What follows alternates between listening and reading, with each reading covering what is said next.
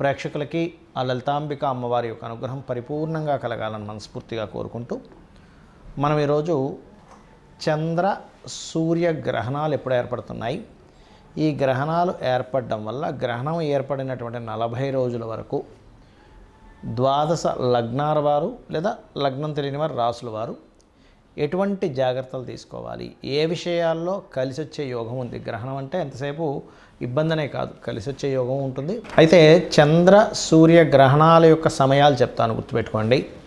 అయితే మనకి first of all ఈ గ్రహణాలు ఇండియాలో అయితే లేవు. అమెరికా కంట్రీస్ బయట దేశాల్లో ఉంది, మన ఇండియాలో గ్రహణం లేదు. ఎందుకు లేదు అంటే మనకి 18వ తేదీ సెప్టెంబర్ 18వ తేదీ వచ్చేటువంటి చంద్రగ్రహణం ఉదయం 6:12 నుంచి 10:17 మధ్యలో వస్తుందంటే ఉదయం పూట మనకి చంద్రుడు కనబడ్డు, మనకి చంద్రగ్రహణం లేదు. అలాగే సూర్యగ్రహణం కూడా తీసుకున్నట్లయితే 2వ తేదీ అమావాస్య అవుతుంది, ఇది పౌర్ణమి అయితే అది అమావాస్య. సూర్యగ్రహణం వచ్చేటప్పుడు అది కూడా ఏమవుతుందంటే రాత్రి సమయం వస్తుంది. సూర్యగ్రహణం ఎప్పుడైతే రాత్రి సమయం వస్తుందో మనకి కనబడదు, అది కూడా బయట దేశాలు అమెరికా కంట్రీస్లోనే కనిపిస్తుంది. ఆ టైమింగ్స్ ఏంటి అంటే ఇక్కడ దీనికి 9:13 నుంచి 3:17 వరకు అని ఇచ్చారంటే రాత్రి 9 నుంచి తెల్లవారితే 3 అనగా 3:17 వరకు ఉంది. కానీ దీంట్లో స్పెసిఫిక్గా 10:21 నుంచి రాత్రి 10:21 నుంచి 12:12 అర్ధరాత్రి సమయం వరకు దీని గ్రహణ ప్రభావం ఎక్కువగా ఉంటుంది. మహర్షి మనకు చెప్పినటువంటిది ఏంటంటే గ్రహణం ఒక యోగంగా చెప్పారు. గ్రహణ సమయంలో ఒక్కొక్క ప్రాబ్లం ఉన్న వాళ్ళు ఎటువంటి మంత్ర సాధన చేయాలి అనేటువంటిది ఎండింగ్లో కూడా చెప్తాను, ఎండింగ్ వరకు వీడియో చూడండి. అయితే ఈ విషయాలు చెప్తుంది నేనైనప్పటికీ కూడా చెప్పేస్తుంది సాక్షాత్ లలిత అమ్మవారిగా భావిస్తూ ఒక్కొక్క లగ్నం తెలియని వారి రాశి నుంచి మనం చూసుకుందాం. కుంభలగ్నము, కుంభరాశి. ఈ చంద్రగ్రహణం 18వ తేదీ మరియు 2వ తేదీ సూర్యగ్రహణం కాబట్టి ఈ గ్రహణాల యొక్క ప్రభావం దేని మీద పడుతుంది అని చెప్పి చూసుకున్నట్లయితే కుటుంబ ధనస్థానంలో గ్రహణం జరుగుతుంది. కాబట్టి ప్రత్యేకంగా మీరు తీసుకోవాల్సిన జాగ్రత్త, ఎవరికైనా ధనాన్ని ఇచ్చే విషయాల్లో కుంభరాశి వారు జాగ్రత్తగా ఉండాలి. కుటుంబ సభ్యుల్లో తల్లి లేనట్లయితే అత్తగారు, అక్కగారు ఇట్లాంటి రిలేషన్స్తో కొంత మనస్పర్ధలు వచ్చే ఛాన్సెస్ ఉంటాయి. ఫైనాన్స్ మ్యాటర్స్ మెయిన్గా జాగ్రత్త పడాలి ఇక్కడ చూసుకున్నట్లయితే. ఇవి ముఖ్యంగా మీరు తీసుకోవాల్సిన జాగ్రత్త చంద్రగ్రహణం ద్వారా. మరి సూర్యగ్రహణం అష్టమంలో ఉంటుంది కుంభరాశి వారికి, కాబట్టి అష్టమంలో గ్రహణం జరగడం పెద్ద ఇబ్బంది ఏమీ ఇవ్వదు, మంచిదే. కొన్ని ఆకస్మికంగా కొన్ని కలిసి రావడం ఇట్లాంటివి వస్తుంది. అయితే కొన్ని యాన్స్టర్స్ ప్రాపర్టీస్, పూర్వీకుల ఆస్తులకు సంబంధించిన విషయంలో మాత్రం తొందరపాటు నిర్ణయాలు తీసుకోకండి. ప్లస్ దీంతోపాటు ఇంకొక జాగ్రత్త ఏమిటంటే వాహనాల మీద వెళ్ళేటప్పుడు మాత్రం స్పీడ్గా వెళ్ళకండి. ఇది సూర్యగ్రహణం యొక్క ప్రభావం దాని మీద చూపిస్తూ ఉంటుంది. అదేవిధంగా పంచమాధిపతి అయినటువంటి బుధుడు అష్టమంలో ఉన్నటువంటి రవికేతువులతో కలుస్తున్నాడు కాబట్టి షేర్ మార్కెటింగ్ రిలేటెడ్ సంబంధించినటువంటి అంశాలలో నిర్ణయాలు తీసుకునేటప్పుడు, అలాగే పంచమాధిపతి వెళ్ళి రవికేతువులతో ఉన్నాడు కాబట్టి పంచమం అనేటువంటి సంతానాన్ని చెప్తారు కాబట్టి సంతాన సంబంధించిన నిర్ణయాలు తీసుకునేటప్పుడు, రాజకీయ సంబంధించిన నిర్ణయాలు తీసుకునేటప్పుడు కూడా కొంత జాగ్రత్తగా ఉండాలి. ఈ యొక్క రవికేతువులకి బుధుడు వెళ్ళి అక్కడ కనెక్ట్ అవుతున్నాడు, కాకపోతే బుధుడిది అక్కడ ఎగ్జాల్టెడ్ పొజిషనే, కానీ ఈ విషయాల్లో కొద్దిగా జాగ్రత్త వహించండి, సరిపోతుంది. అయితే మీరు ఈ కుంభరాశి కుంభలగ్నం వారు ఏ దేవత ఆరాధన చేసుకుంటే మంచిది చూసుకున్నట్లయితే చంద్రగ్రహణ సమయంలో ముఖ్యంగా మీరు విష్ణు ఆరాధన, ఓం నమో నారాయణాయ, చాలా మంచి ఫలితాలు ఇస్తుంది. సూర్యభగవాను చూస్తూ చేస్తే ఇంకా మంచిది. అదేవిధంగా ఈ యొక్క సూర్యగ్రహణ సమయంలో ప్రత్యేకంగా మీరు ఏంటంటే రవికేతు గ్రహాలకు దీపారాధన చేయడము, గణపతి ఆరాధన చేయడము, మరియు నవగ్రహాల్లో రాహువు, కేతువు, రవి, చంద్రగ్రహాల దగ్గర దీపారాధన చేయడం చాలా మంచిది. అయితే ఇక్కడ చాలామందికి ఉన్న సంశయం ఏంటంటే ఏమంటే ఇప్పుడు ఈ జలప్రలయాలు అవుతున్నాయి కదా, ఈ యొక్క చంద్ర రవి గ్రహణాల వల్ల మరింత పెరుగుతాయని అంటున్నారు, ఎంతవరకు కరెక్ట్? అయితే ఇది గ్రహణాల వల్ల కాదు, ఇక్కడ గుర్తుపెట్టుకుని గ్రహణాల వల్ల కొంత మార్పు వస్తుంది, కాదని కాదు. కానీ మనకి ఎప్పుడైతే 9-10 నెలల క్రితం రాహు జలరాశుల్లోకి మారాడో, మీన రాశిలోకి, మీనము, కర్కాటకము, వృశ్చికం జలరాశులు అంటారు, మారాడో అప్పుడే చెప్పుకున్నాం మనం ఇది జలప్రలయాలు ఇచ్చేటువంటి 1.5 year ఉంటుంది అని, దాని పరంగానే వచ్చాయి. కాకపోతే ఇప్పుడు ఈ గ్రహణాల వల్ల ఏమిటంటే మన ఇండియాలోనే కాకుండా బయట దేశ విదేశాల్లో కూడా ఇది జరుగుతుంది, గుర్తుపెట్టుకోండి ఈ జలప్రలయాలు. అలాగే ఈ రవి ఎప్పుడైతే కన్యారాశిలోకి, తులారాశిలోకి వెళ్ళి కుజుడు దృష్టిలో ఉన్నాడో, ఆ యొక్క కుజుడు మళ్ళీ శనిని చూస్తున్నాడు, కొంత గందరగోళ వాతావరణాలు కూడా పెరుగుతాయి గ్రహణాల తర్వాత. ప్లస్ దీంతోపాటు రాజకీయ నాయకుల మీద కొంత వ్యతిరేకత రావడం, ఈ వ్యతిరేకతను క్యాచ్ చేసుకుని ఇంకోరు ఎవరైనా హైలైట్ అవ్వడం, ఇటువంటివి కూడా జరుగుతాయి. అయితే మీరు మాత్రం ఎక్కువగా ఈ యొక్క కుంభం వారు ఎంత విష్ణునామాన్ని ఓం నమో నారాయణాయ అనేటువంటి నామస్మరణని, ఓం మహాగణాధిపతి అనేటువంటి నామస్మరణ కానీ చేసుకున్నట్లయితే అన్ని విధాలా బాగుంటుంది. ఇక్కడ చాలామందికి చాలా ప్రశ్నలు ఉన్నాయి. మరి ఇక్కడ ఇండియాలో లేదు కదా, ఇండియాలో ఉండేవాళ్ళు జాగ్రత్తలు పాటించాలా? ఒకటి గుర్తుపెట్టుకోండి, గ్రహణం అనేటువంటిది మహర్షి మనకి ఒక యోగంగా చెప్పాడు. సో ఎప్పుడైతే యోగంగా చెప్పాడో గ్రహణం అనేటువంటిది మహర్షి, దీన్ని మనం అర్థం చేసుకోవాల్సింది ఏంటంటే, గ్రహణ సమయంలో మనం మంత్ర సాధన చేసినట్లయితే ఒక 3 సంవత్సరాల పాటు చేసినటువంటి జప ఫలితం వస్తుంది మనకి. ఎందుకు? ఒకసారి చేస్తే 1000 సార్లు చేసిన ఫలితం, లేదా పునశ్చరణ చేసినటువంటి ఫలితం. కాబట్టి మొట్టమొదటిగా జపం చేయడానికి ట్రై చేయండి. ఆ సమయంలో మనకి ఇండియాలో లేకపోయినా ఖగోళంలో మనకు ఆ కాంబినేషన్ వచ్చింది కాబట్టి జప ఫలితం ఖచ్చితంగా వస్తుంది. ఒకటి.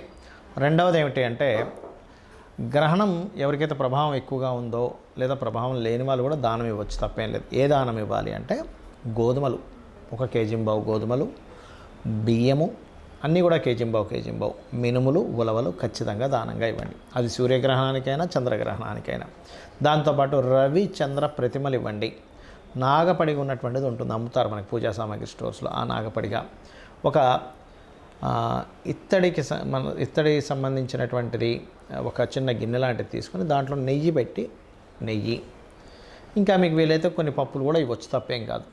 వీటిని ప్రధానంగా మీరు గ్రహణం రోజు కానీ తర్వాత రోజు కానీ మీరు మీకు దగ్గరలో ఉండే ఆలయంలో ఉండే పురోహితులకి మంత్రసహితంగా ఇవ్వాలి. అంటే గ్రహణ దోష నివారణార్థం అని చెప్పి వాళ్ళు తీసుకుంటారు, ఏదో అక్కడ పెట్టేసి వెళ్ళండి అంటే అలాంటివి పనిచేయవు, గుర్తుపెట్టుకోండి. అదేవిధంగా కొన్ని ప్రదేశాల్లో టెంపుల్స్ ఉండవు, మరి అప్పుడు ఏం చేయాలి? రవి చంద్ర రాహుకేతువుకు సంబంధించిన స్తోత్ర పఠనం చేసుకోవచ్చు. లేదా ఓం సూర్యాయ నమః, ఓం చంద్రాయ నమః, ఓం రాహవే నమః, ఓం కేతవే నమః అని కూడా చేసుకోవచ్చు, అందులో ఎటువంటి సందేహం లేదు. అయితే ఇక్కడ కొంతమందికి స్పెసిఫిక్గా కొన్ని ప్రాబ్లమ్స్ ఉంటాయి. అంటే అలాగా అప్పులు ఎక్కువగా ఉన్నాయి, కానీ నా రాశి లగ్నం ఏమీ తెలియదండి, ఆ సమయంలో నేనేం చేయాలి?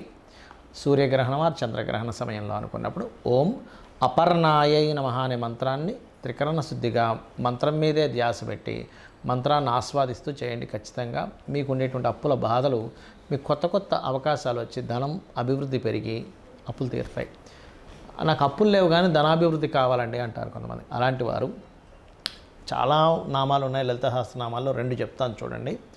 ఓం సంపత్కరీ సమారూఢ సింధుర వ్రజసేవితాయై నమః. అదేవిధంగా ఓం ధర్మాధ్యక్ష ధనాధ్యక్ష ధనధాన్య వివర్ధినియై నమః. ఈ 2 చేసుకోవచ్చు. ఉద్యోగం రావట్లేదు, దీనికి కూడా చాలా ఉన్నాయి కానీ 2 చెప్తాను.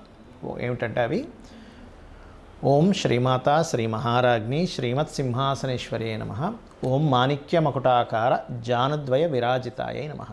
ఈ 2ట్లో ఏది చేసుకున్నా మీకు ఉద్యోగ ప్రాప్తి కలుగుతుంది.